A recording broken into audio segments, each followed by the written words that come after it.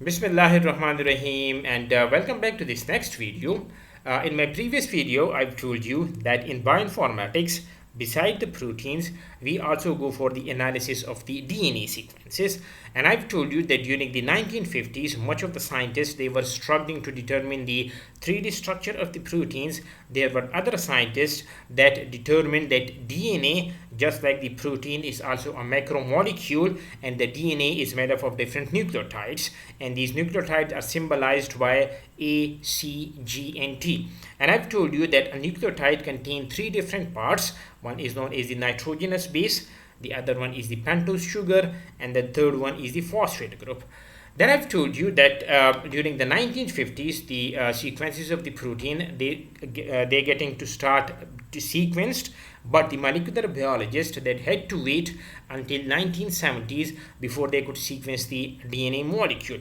Now, the sequencing of the DNA, that was a revolution, and A. Sanger won his second Nobel Prize because it was much easy to sequence the DNA, which is made up of the 4 nucleotides, as compared to the proteins, because they are made up of 20 different amino acids. So the sequences of the DNA, they get very much quickly and easily, they got complete automation. And currently, the worldwide rate of determining the DNA sequences is faster as compared to the rate of protein sequences. Now, in this particular video, I want to focus on how you are going to read the DNA sequences the right way. In my previous videos, I've told you that when you are going for the sequences of the protein, we usually start from the N terminal of the protein and we move along the C terminus of the protein. Just like the proteins, this is the case of the 20 amino acid of the proteins, the 4 nucleotides which make the DNA, they've got different bodies, but they all have the same pair of hooks. They have got a 5' phosphoryl group and they have got 3' hydroxyl group.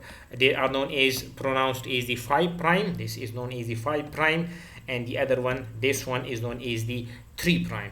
And this 5' and 3' is with reference to their position in the deoxyribose sugar molecule, which is actually part of the nucleotide chaining device. By this I mean is that one nucleotide is going to attach itself to the other nucleotide. It is going to use the deoxyribose sugar molecule as a chaining molecule.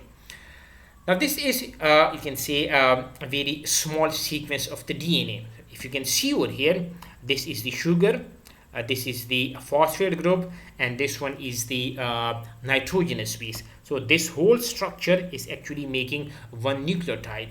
So when you are going to attach this one nucleotide to this next nucleotide, as you can see over here, the phosphate group, the deoxy sugar, and then the nitrogenous base. So if you are interested in attaching one nucleotide to another nucleotide, what you can do is that you will be using this phosphate group as an attaching molecule, and you will be using this sugar as a chaining device to attach one nucleotide to another nucleotide. I have a detailed video on this, how the nucleotide, they get attached to each other, and I'll share the link in the description. But for this particular video, just keep in mind that this sugar is actually working as a chaining device to attach one nucleotide to the other nucleotide.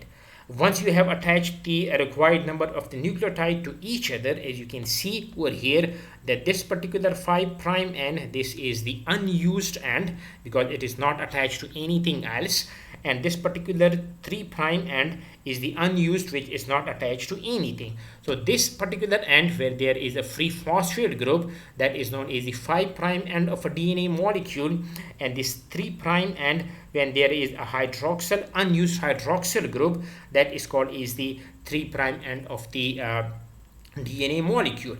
Now these nitrogenous bases, they are actually classified into 2 classes. One, they are known as the purines, and in the purines you have got the adenine and the guanine.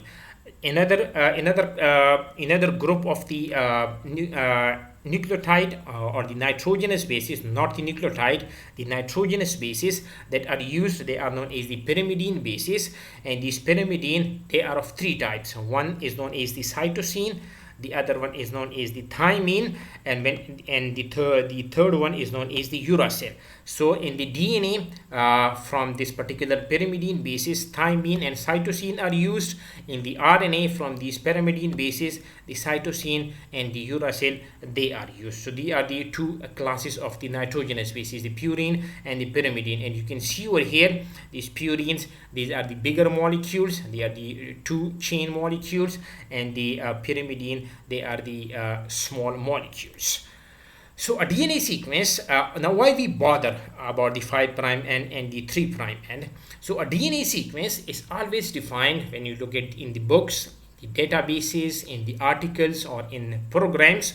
So they are going to sequence the DNA as the succession of its constituents nucleotide from the 5' end to the 3' end, or the 3' terminus. So if this is a sequence of the DNA, so this would be the 5' end, and this would be the 3' end. So if you are going to sequence this, it is going to tell you that at the 5' end you'll be having a thymine followed by guanine, another adenine, the cytosine, thymine, another thymine, and the adenine. So in all of the books and in the databases and in the articles, they are going to give you the sequence from the 5' end to the 3' end. So this is very important to understand why we are going, what is the 3' end and what is the 5' end of the DNA molecule.